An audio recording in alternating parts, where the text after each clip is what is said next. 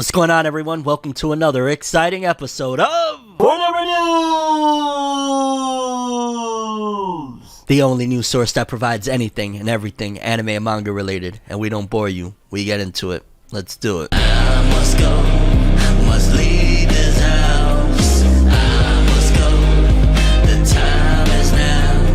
I must go, it's time to get out.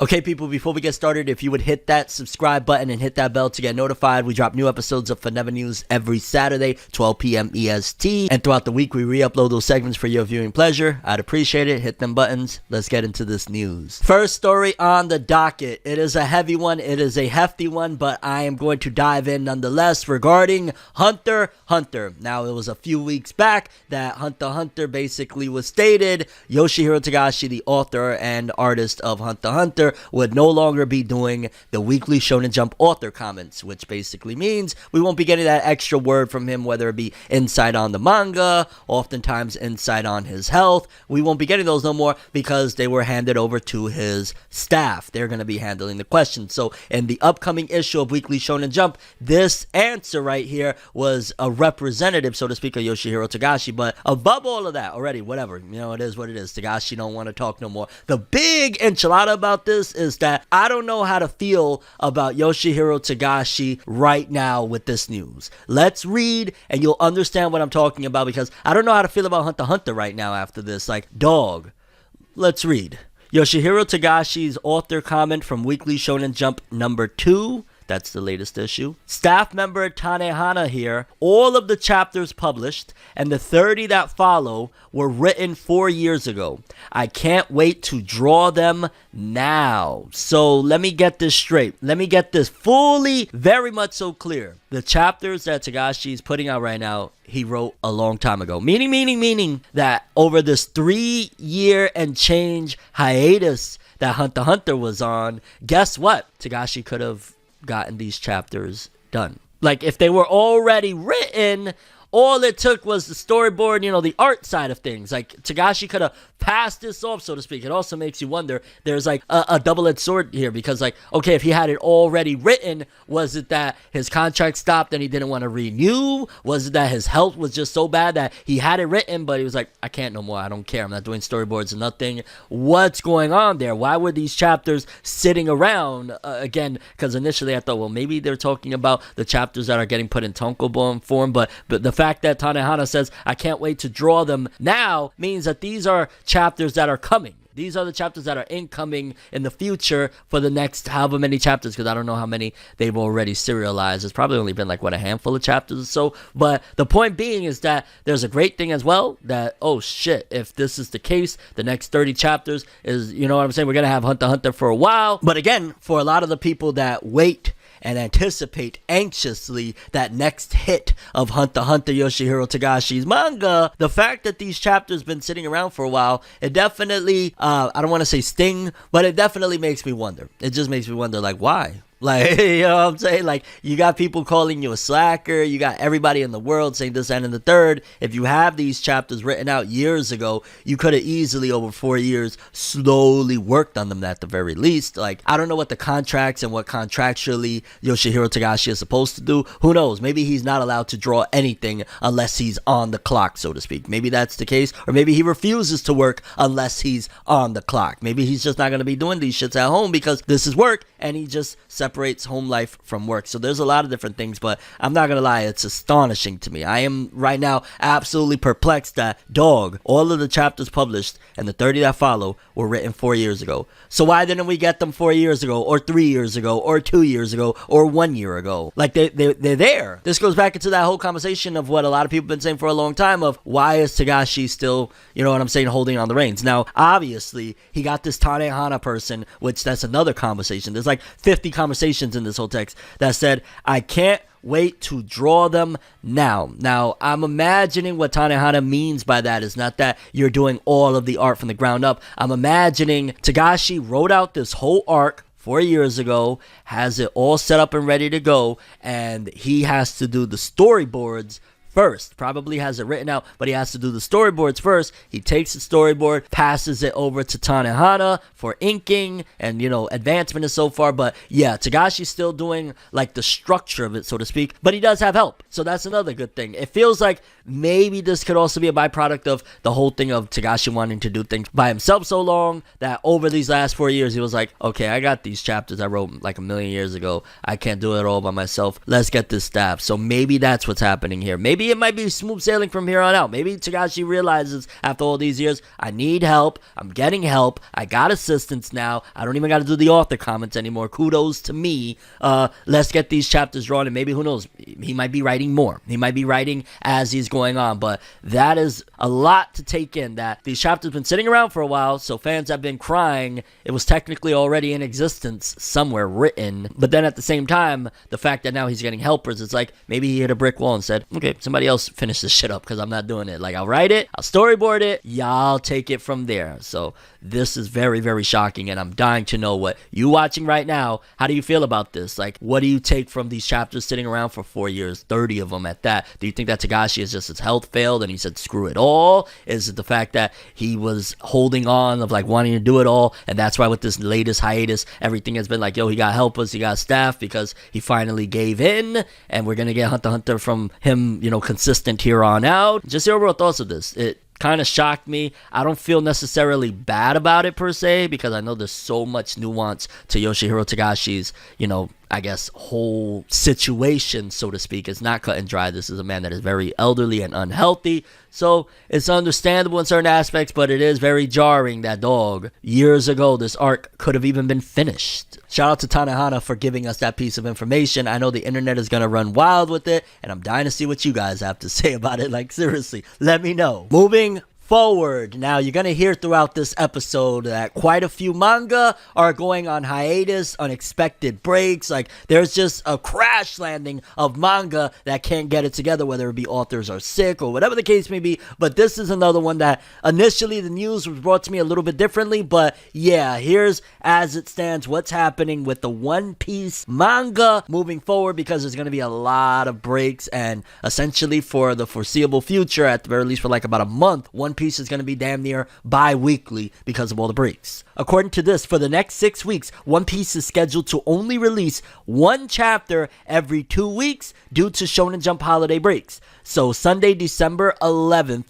we will be getting an official chapter, chapter 1069. Then the following week, no One Piece. So on the 18th, no One Piece. Then on Christmas Day, December 25th, chapter 1070's official release ideally should go down. So they should be blessing us on Christmas with chapters. Great stuff there. But then the following week, on the 1st, which rightfully so, holiday, Shonen Jump doesn't release. So on the New Year's, don't expect a chapter. So expect one on Christmas, but then going into the New Year's, you're going to be disappointed. But then Friday, January 6th, chapter 1071 will be coming out as well, with an early release, I believe, because again, if it's a Friday and officials usually drop on Sunday, okay, so we'll get an early release. Then the following week, again, the 15th, holiday, Shonen Jump doesn't release, so no chapter. But then Sunday, January 22nd, chapter 1072 will drop. So yeah, it's going to be one of those things, because I'm sure a lot of you people aren't going to remember all of that. Just remember, at the very least, Christmas. You got chapters on the 11th of December, you got chapters on Christmas, you got chapters on January 6th, and you got chapters on the 22nd. But there's a lot of breaks in between,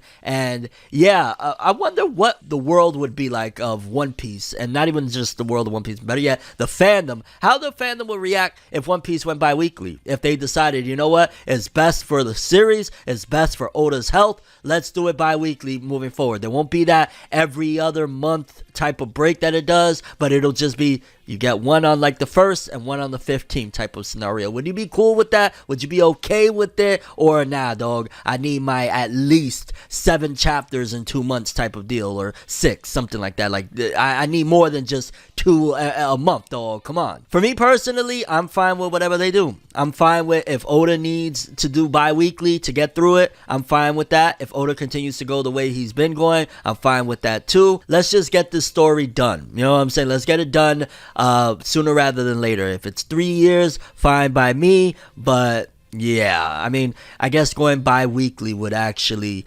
technically add on some length now that I think about it. It'd probably be like another year or two if we're cutting out those extra chapters, but I'm kind of like, the bottom line of this whole situation is that Oda needs to be able to get it done. It doesn't matter about us or whatever, because if something, God forbid, happens to Oda, similar to what happened to like Kentaro Miura, the author of Berserk and shit like that, there's no ending to One Piece. So if bi-weekly is the wave, I'm with it. Obviously, this isn't necessarily intentional. There's holidays in between, but who knows? They could use this as an experiment to say people are okay with reading One Piece every other week. Let's stick with that. And while we're on the topic of One Piece, I don't have an article, but I did get curious. What has One Piece Film Red made since the last time we talked about it? It's been a few weeks now, probably close to a month since we spoke about the sales of it worldwide. And according to the wiki, it says here, One Piece Film Red has made worldwide damn near $200 million. It is at $198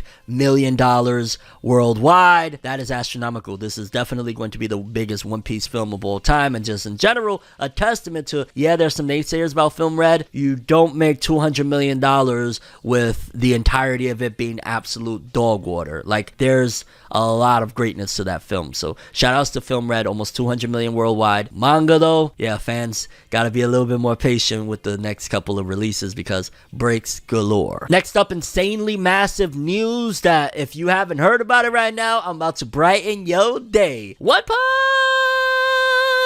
No. He's shy. He's so. Oh, cut this out. Editor!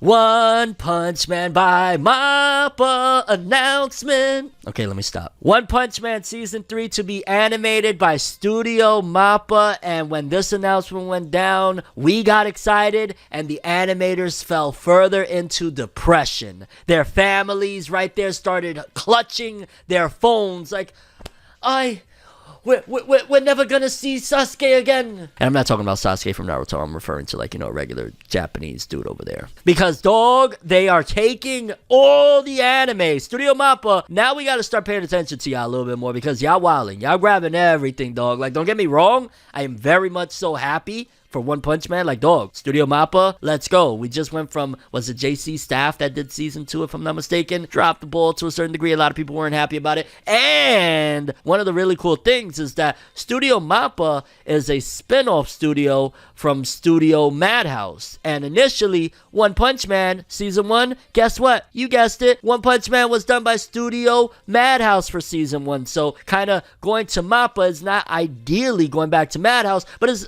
essentially coming home, or coming home to, like, I don't know, your uncle instead of your pops or some shit like that. Like, you're still coming home to family, dog. And that's pretty much what's about to happen with Studio Mappa grabbing One Punch Man. I just hope that they can balance it all out. And I'm also wondering how long until exhaustion kicks in and they can't do any of this anymore. Attack on Titan, Jigoku Raku, aka Hell's Paradise, Jujutsu Kaisen, Chainsaw Man, and there's many others. I'm just, giving you a little bit of the highlight reel, and then you add One Punch Man on that, when all of that stuff already, have you seen the director of Attack on Titan's eyes and how baggy they are? It is astronomically ridiculous. So adding One Punch Man, I'm excited as a fan. I'm terrified for those animators. I'm actually scared. Dog, you remember a while back, in case you don't, I reported here on Forever News, which is why you should subscribe and hit that bell, because I give you guys all the ins and outs of the anime and manga world, industry, the shows, all of it. But essentially, Studio Mappa built a whole facility so that animators could ideally even live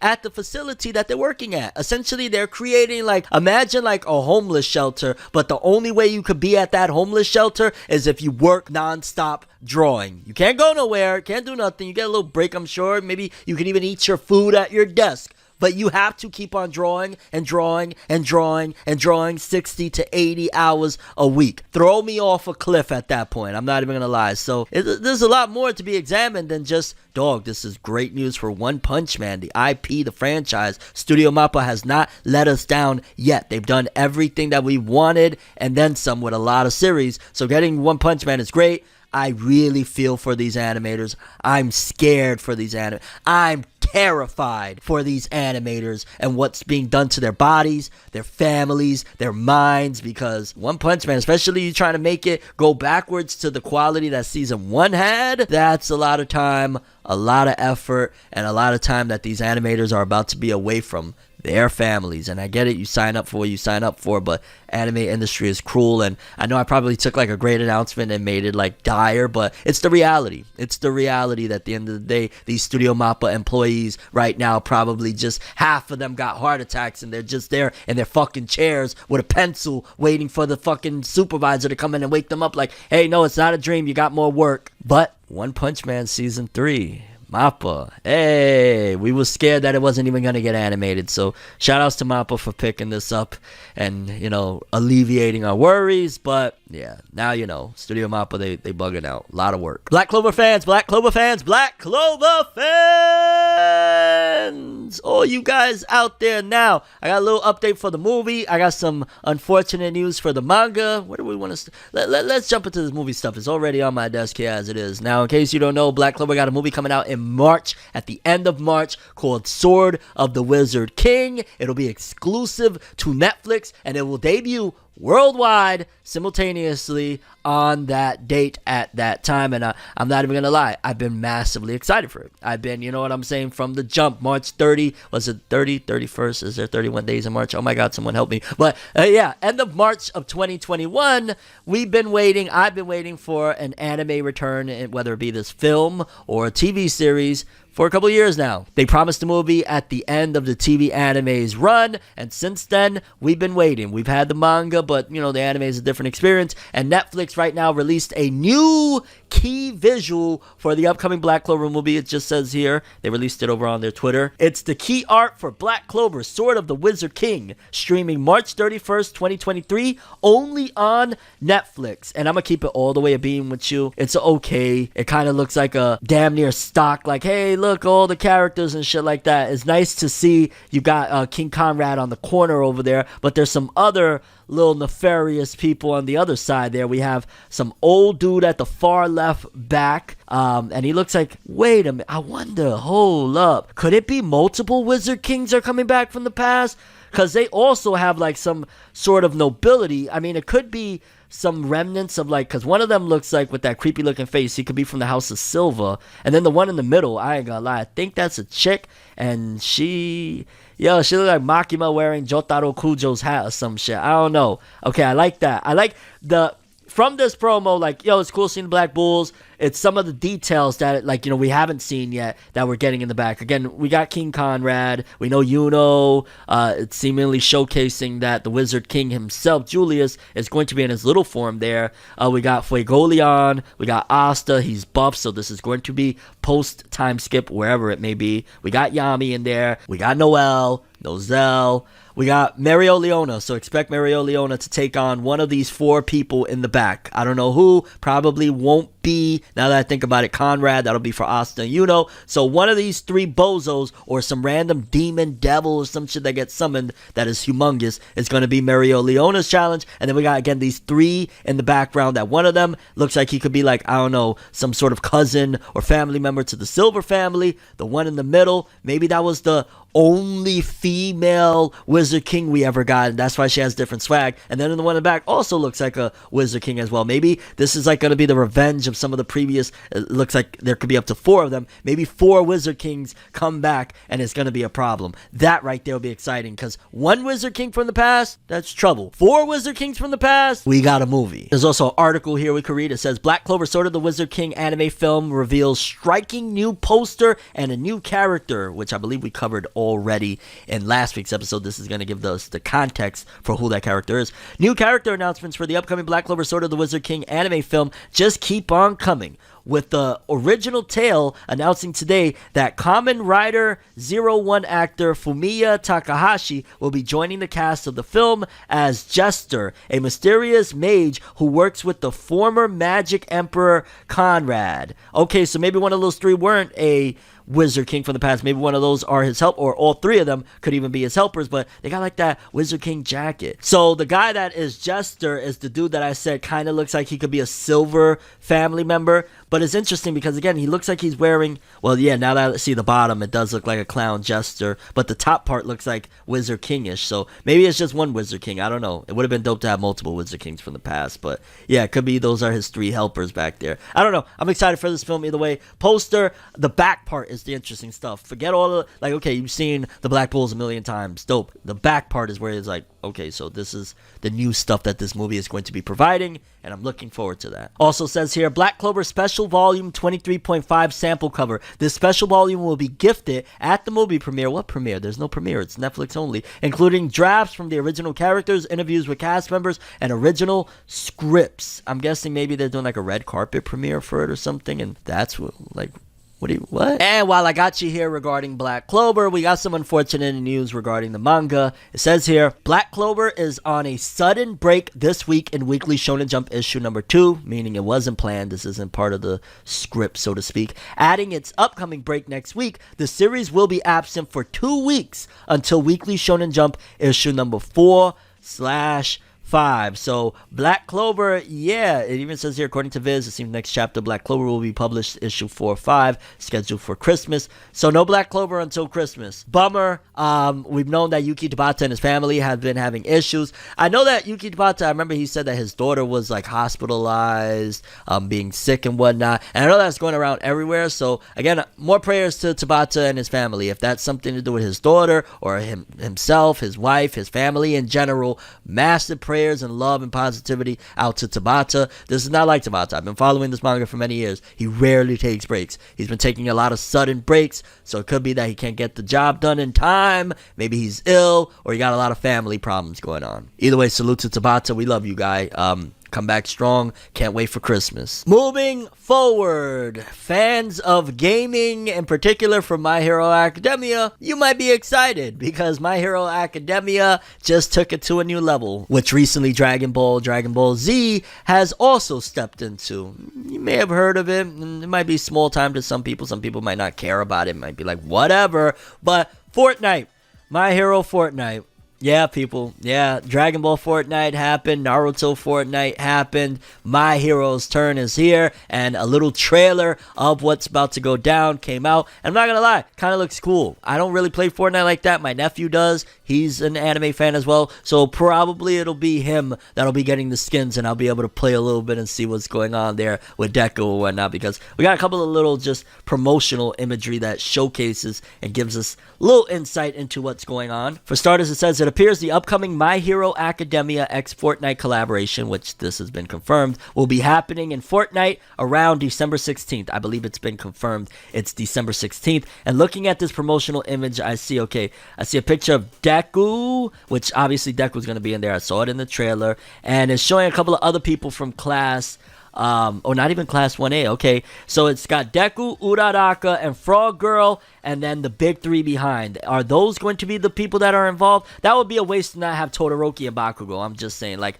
who really would prefer Frog Girl over Bakugo or Todoroki or All Might or Aizawa or freaking Stain Shigaraki? Like, who would pick her over, you know what I'm saying? So I don't know what's going on here, if this is just like a little bit unrelated mixed with the Fortnite announcement. But yeah, ideally it got to be Deku, Bakugo, Todoroki. Like me, I would do Deku, Bakugo, Todoroki, Mount Lady, All Might, Aizawa. Boom. That would be my roster. But they might be holding off as well. They might have one pack, like the Deku pack, and then the Bakugo pack, because, you know, they're going to circle back. My Hero's huge, and I know that for a fact. The fandoms cross over between Fortnite and My Hero. And just even this image of Deku, like, he looks like he's using, you know, a punch or whatever. I don't know what that would be. Delaware Smash or some shit. And it looks not bad, honestly. It looks pretty good. So I know there's going to be people, they hate Fortnite. It's for kids, all of that cool stuff. But I might play with my nephew. Might get a couple rounds in. Why not? And either way, My Hero Academia will be officially hitting Fortnite, dog. 5 years ago, I'm sure a lot of people were like, wait, what? I'm going to be able to have Rick and Morty, Goku, Deku? Like, no, you're lying to me. Fortnite will never... You never thought that Fortnite would take it this far. Okay, so what this next story proves to me is that everybody that has been in the anime and manga realm for decades upon decades, all those old timers that had the VHS tapes of stuff you would never be able to see over here before the internet was rampant, that you could, with the click of a button, be able to watch whatever you want on any streaming service. There was a lot of people that were here first. You know what I'm saying? They were building slowly. They were waiting for the day anime and manga would have their ascension to the top so that they could sell off and dip. I ain't gonna lie, because this story, that's straight up what it says. And kudos to the dude, because we've been seeing everybody from Gen Fukunaga selling his baby, Funimation, to this, to, you know, we had Sentai Filmworks, they sold off as well. Like, every company, it's like they've been waiting, they've been biding their time, dog. We was doing this stuff 10 years ago, we was doing this stuff 20 years ago. Now is the time to get the bag and dip. Just like any company, you know, you build a company, the idea is to, unless this is going to be a conglomerate success that you can pass down to your kids, you build it up, you sell it off, and you move on. And the anime industry has been doing just that, because in case you ain't here, a few months back, maybe even, the announcement that Rightstuf was bought out. Rightstuf was bought out. I want to say, was it by Sony and Crunchyroll? I feel like it was. But either way, Rightstuf was bought out. And you got to imagine, okay, well, what's going to happen with the team after that, right? What's going to happen to the people that put their blood, sweat, and tears into building this thing up? Obviously, they're getting paid and whatnot. But what about running it? You know what I'm saying? Just because the company is bought doesn't mean that the same people are going to stay on forever. Their idea is like, yo, I'll help you transition real quick, and I'm out of here. And apparently, Rightstuf's founder is dipping. And honestly, this is the end of an era. Rightstuf president, co-founder Sean Kleckner leaves Rightstuf/Crunchyroll. In an email sent to Crunchyroll staff and shared with Anime News Network, anime retailer Rightstuf president and co-founder Sean Kleckner told fellow employees this week that he will leave Rightstuf and Crunchyroll on December 14th. He expressed his confidence in the current Rightstuf management team at Crunchyroll. Kleckner's friend Todd Fersen launched Rightstuf initially as a shell company to purchase telescopes at wholesale prices. At that point, the company's name was still spelled as The Rightstuf, a reference to the film of the same name. Fersen and Kleckner then renamed the company to Rightstuf in '87. God damn, they've been going since the 80s, dog. Big shout outs to them. After the company acquired its first anime license, Astro Boy. Since the company's inception, Kleckner has overseen the company through its many developments, including the launching of its website in '94, the founding of the company's Nozomi Entertainment production label in '07, and most recently, Sony and Crunchyroll's acquisition of the company. In his internal email to staff announcing his departure, Kleckner highlighted the customer-focused approach that he maintained at the company, which he refers to as super service. He said that Rightstuf has maintained a reputation of personalized customer response, as well as secure packing and shipping to customers. Crunchyroll announced on August 4th earlier this year it acquired Rightstuf to expand its e-commerce service. Kleckner and the Rightstuf team had then joined Crunchyroll's emerging businesses organization led by Terry Lee. So yeah, if you're one of the people, many people out there like myself, I've been buying from Rightstuf occasionally since like 2010, different service, so keep an eye out to what's happening. I know they took away, which I've never bought personally, but I know some people that have, some of the more adult related content that they had on Rightstuf that is seemingly being removed, and some fans are mad about that. But it's the end of an era, man. I'm telling you right now. I know a lot of people probably think I'm full of shit, I'm just saying it for the sake of it or to stir up controversy. A lot of the old generation is dipping. Everything is changing right now. Funimation, the same company that brought your childhood with Dragon Ball Z, they're gone. Rightstuf right now, they're merging with Crunchyroll. Eventually it'll probably just be the Crunchy Shop. They're gone. Anime as you know it is changing. The industry is changing in a major way. It's just a matter of which way it goes. But yeah, a salute to these dudes from the 80s, ran it up, made a giant conglomerate. Like Rightstuf had me buying all sorts of stuff. I remember I was going crazy, like I could buy Yu Yu Hakusho figures. Oh my god. Shout outs to you guys. Get the bag, live your life. I'm sure you still probably love anime in your own way, but yeah, it's time to go. Business over, sold, done. Hopefully that doesn't mean bad for the fans though, in terms of like buying from Rightstuf. Like I hope they keep the same quality, because yeah, I never had a problem with Rightstuf. Shout outs to them, and the world moves on, huh? Time keeps going. Well, I've been telling you throughout this episode that there's going to be multiple hiatuses, and here's another one. Kaiju number 8 Fans of Kaiju number 8. It's one of the few newer manga that I'm still keeping up to date with. I'll be honest with you. I think it might be a chapter or two behind, but I'll bang that out as soon as I end this video. You know what I'm saying? Kaiju number 8, really awesome manga. One of the most popular newbies at the moment. However, another hiatus incoming. Kaiju number 8 is going on a big hiatus. It says here, Kaiju number 8 will be taking another 1 month break at Shonen Jump Plus app, publishing its next chapter, chapter 77, on January 6th. The series will publish special illustrations next week on December 16th, as per, like, ever since, I believe, shortly after the beginning, where it started off weekly, then it was doing, like, taking 1 week off, and they will put drawings. So that's been, like, the author's answer to it. Like, here's some cool art or some shit like that in the middle of you waiting for the chapters. But, yeah, Kaiju, I don't stay faithful with it. I'll let a chapter or 2 or 3 build up, and then I'll read it. So I'm totally okay with this. In fact, I'm not even gonna lie. For the most part, I've been totally okay with all the hiatuses we spoke about in this video. Granted, one of them I'm a little bit worried just because the author's health has been a little dicey. Probably both of them. Honestly, I should be worried about all these authors. Their health is all at risk working drawing manga. Manga, no joke. No joke at all. But yeah, Kaiju number 8 taking a month break. Good for it. I mean, it's a digital publication, but it helps for the author to be able to get things prepared, because still, regardless if it's digital or physical, you have deadlines. You know, deadlines don't change. So yeah, Kaiju month break. It's a time of, it feels like maybe the end of the year they're realizing, yo, let's put some stuff to break and plot shit out for the next year to come. Smart. Next up, fans of JoJo's Bizarre Adventure. Now, y'all know Stone Ocean recently wrapped up over on Netflix, and a lot of fans have been like, okay, cool, anime stuff. You know, it is what it is. What's been going on with that manga, dog? Araki, it's been a little bit since you finished part 8. You announced you're doing part 9. Where the hell is it? You know what I'm saying? Like, granted, I'm very much so ecstatic for Araki that he's been doing this since like the 70s or 80s or some shit. Yeah, take some time off between parts. You're an elderly man. You put in so much work, created so much greatness. Absolutely, take your time. But a little update on part 9 would be nice for the fans, right? And he came out in an interview and gave a whole bunch of tea, so to speak. He done spilt the tea. So you know a little bit of insight going into JoJo part 9. Let's read this interview, and yeah, I'm excited. I'm not gonna lie, this sounds like something fun. Part 9, JoJo Lands, will be about Joseph Joestar's descendants. A Hirohiko Araki interview in Kono Mystery ga Sugoi 2023 teases about JoJo's Bizarre Adventure Part 9's protagonist and future Rohan series. And when he says Joseph Joestar's descendants, I'm imagining the Joseph Joestar from the new JoJo's Bizarre Adventure, from the, it's hard to explain without giving spoilers away, but yeah, I don't think he's speaking about Joseph Joestar, the one that we love. There's a new Joseph Joestar, and that's what I'm thinking he's referring to in Descendants. I could be off on that, but I'm like 99.9% sure that it's not the same Joseph Joestar by any means. The 2023 issue of Kono Mystery ga Sugoi, This Mystery is Excellent, that released today, includes an interview with JoJo's Bizarre Adventure creator Hirohiko Araki. In the interview, Araki teases information about his upcoming work that is currently in progress, the 9th part of JoJo's Bizarre Adventure, tentatively titled JoJo Lands. The interview took place in July 2022, so a few months back, at Araki's office. Thus spoke Kishibe Rohan. Episode 11, Drip Painting Style, was his last work at the time, released on May 19, 2022, in the June 2022 issue of Ultra Jump. So he's doing new Rohan stories. I thought Rohan was like an old thing he did a long time ago and it was done. He's making more. The following is an excerpt of the interview from its last page. The full interview may be translated. Okay, so this is not the full thing.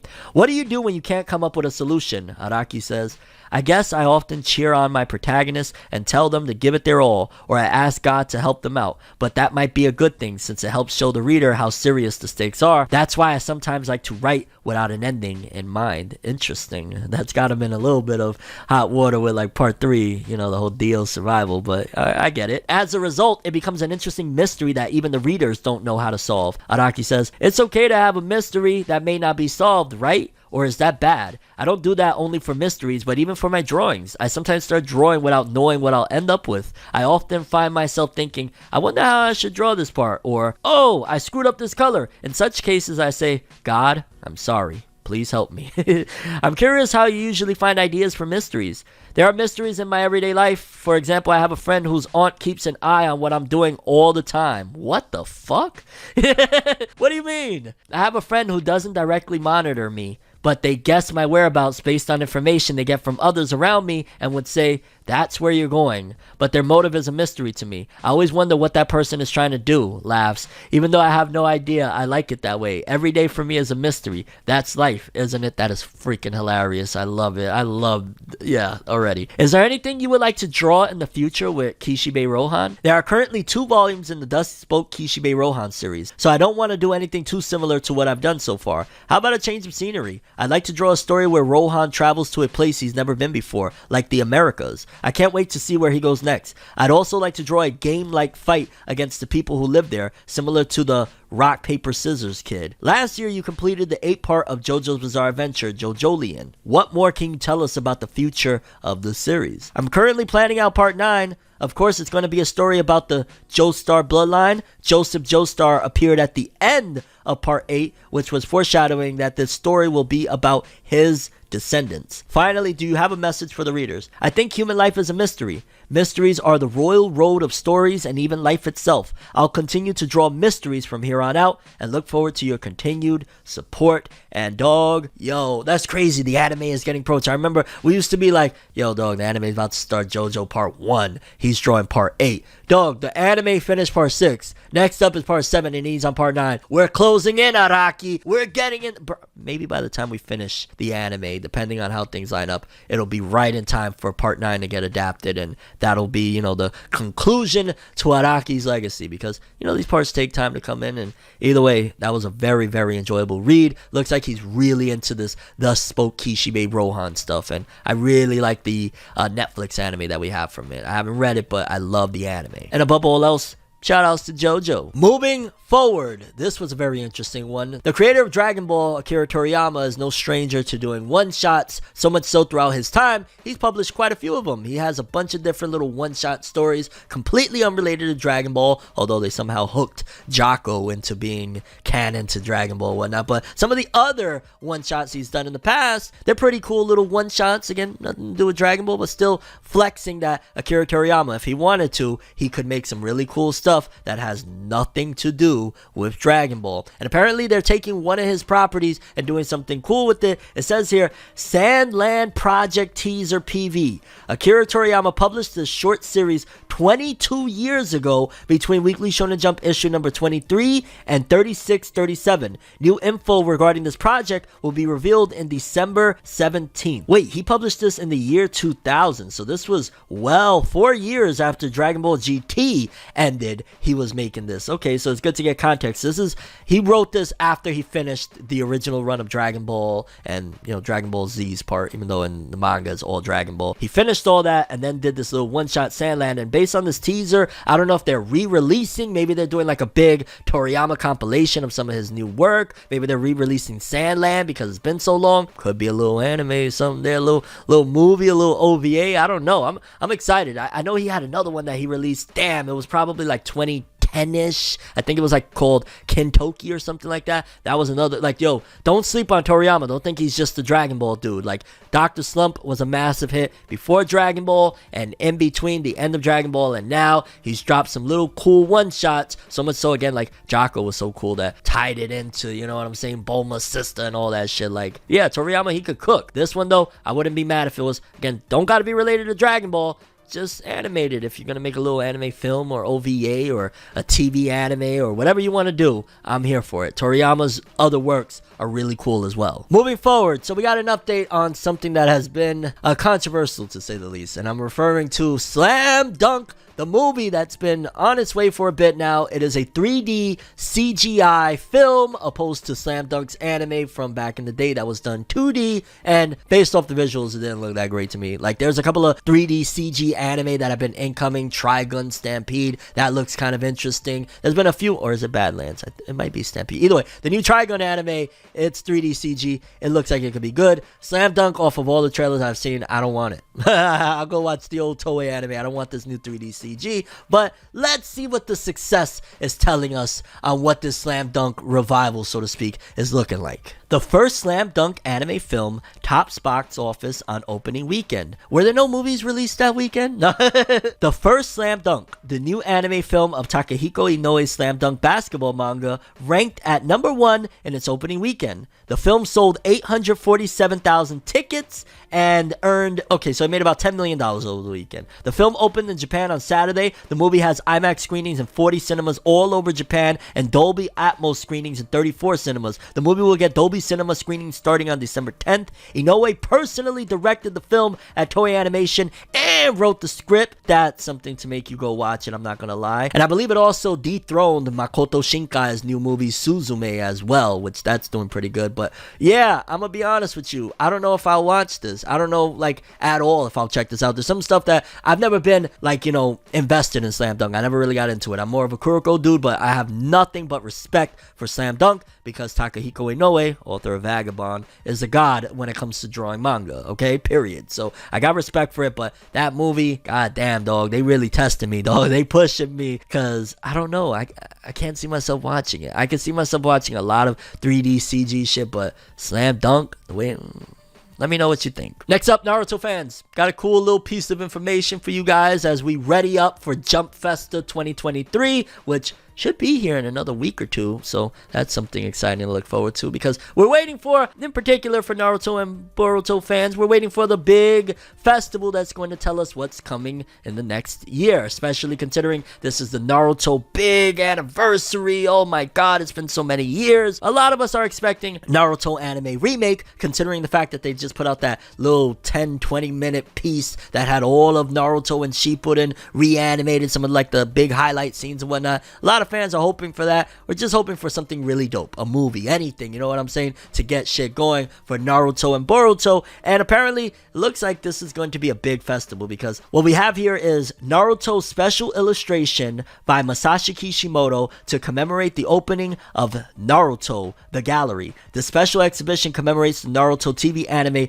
20th anniversary. And just seeing this, I thought this was for Jump Festa, but no, this is for the exhibition. And just seeing Kishimoto drawing Naruto, whether it be OG Naruto or new Naruto, which I love seeing him with the headband as a Hokage, and I would love for Kishimoto to draw it again. I'm just saying there, man. But yeah, okay, so we got a new picture basically hyping things up because aside from all of these little small things, I can almost guarantee we're getting something big at this Jump Festa. Naruto anime remake, a new movie in the franchise. I hope it's not a Naruto anime remake film. Throw that away. I don't want it. I don't care. That's not highlights and stuff. I'll go rewatch Naruto. If you're gonna do it, remake the TV anime. Don't remake the TV anime into a film. Could care less. I'm gonna be honest with you. Could care less. Don't want it. Not going to watch it in theaters. At none of it like that. So if that's what they're doing, you could keep that. But yeah, seeing Kishimoto's name is always reinvigorating. And again, even though that's not necessarily related to Jump Festa, you know that Kishimoto's working right now, so hopefully he might be involved in whatever's about to come for Jump Festa, whether it's gonna be new TV anime spin-off, whatever it is, I'm here for it. Next up, Demon Slayer fans, we're highly anticipating more Demon Slayer news, and it looks like some of it is coming down the pipeline because, yo, Ufotable, we need that season. We want that season. We deserve that damn season. Kimetsu no Yaiba TV anime will be premiering a special program with new information for its upcoming season hosted by Natsuki Hane on December 10th.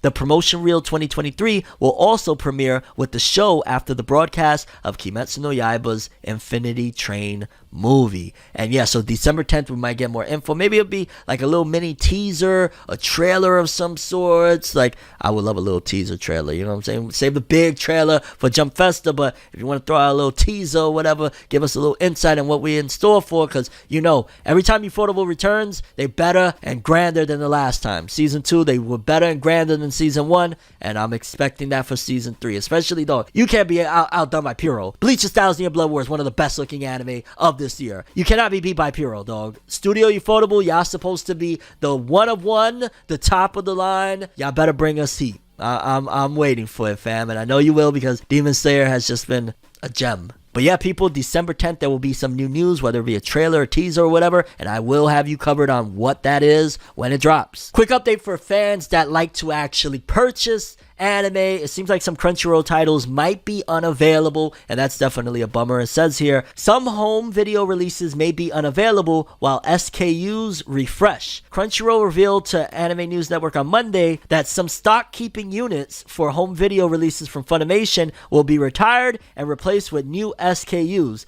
Subsequently, there may be a period of time when select titles are unavailable on home video. Crunchyroll provided a comment to Anime News Network. There are current Funimation SKUs that will be retired and replaced with new SKUs as we continue to unify our home entertainment offerings through Crunchyroll. There may be a period of time when select titles will be unavailable before the SKUs refresh and are back in stock for fans to purchase. The company did not specify which titles this applies to or what the timelines for the SKUs are. I mean, yeah, Funimation, you know what I'm saying? They've been around for a while. They probably, because they were more so like, they felt indie. Like, even though they had a big title like DBZ, Funimation were very indie. So a lot of the inventory and a lot of their setup or whatnot, I'd imagine was very low budget. In comes Crunchyroll that got Sony backing them with big dollars. They could probably do something better and create a better setup to, you know, kind of just archive and keep everything together, because I'm a little bit unfamiliar with that. But based on what it's saying is that some home video releases aren't going to be available from Crunchyroll, so you might not be able to pick them up for the foreseeable future until they finish that whole, you know, cleaning it up and bringing it over to Crunchyroll's new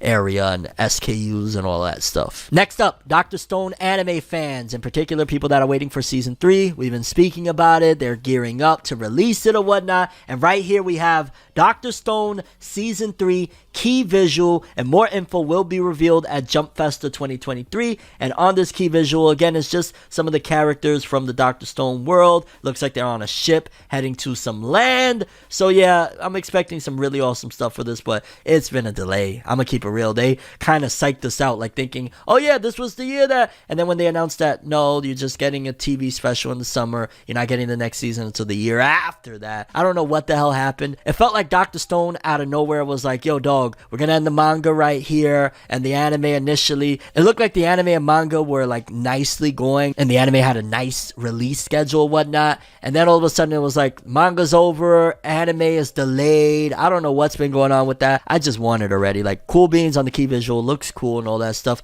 Just give me the damn anime, please and thank you. Okay people, let's take it a little slower and jump into the weekly Shonen Jump and weekly Shonen Magazine author comments, courtesy of Jose_Ken.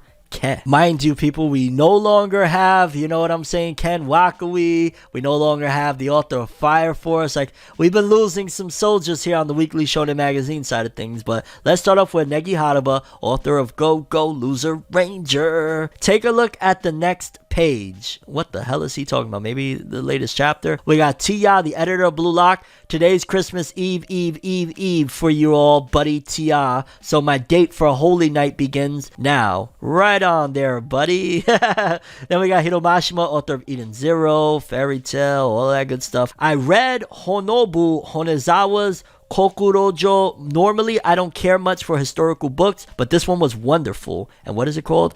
Honobu Yonezawa's Kokurojo. Yeah, no idea about that book. Then we got Nakaba Suzuki, author of Four Nights of the Apocalypse, Seven Deadly Sins. I've been watching all of Daniel Craig's 007 movies lately. They're so hype. Shout outs to 007. Now let's take a look at Shonen Jump. That was very, very light. I'm not gonna lie. Like, now without Wakui and everything, it's getting weird. It's getting weird. Then we got Hajime Komodo, author of Martial Magic and Muscles. The Odin at 7-Eleven is good. The beef tendon is good. I wonder if they paid him. Imagine he got like 10 grand just to say that. That'd be crazy. Yuki Tabata, author of Black Clover. And now my dog is sick. All the sheets in the house have been ruined by diarrhea. My wife didn't get sick, but she's in shambles now. Jeez Louise, man. Somebody help Tabata. This is clearly affecting his work and his life, and god damn it, dog. Prayers to Tabata. What the fuck, man? Prayers to Tabata. Then we got a staff member representing for Yoshihiro Tagashi. Staff member Tanehana here. We currently can't decide on a work method, and my boss is unbelievably happy. So basically, Tagashi's happy that y'all just sitting there doing nothing. Sounds about right. Eiichiro Oda, creator of One Piece.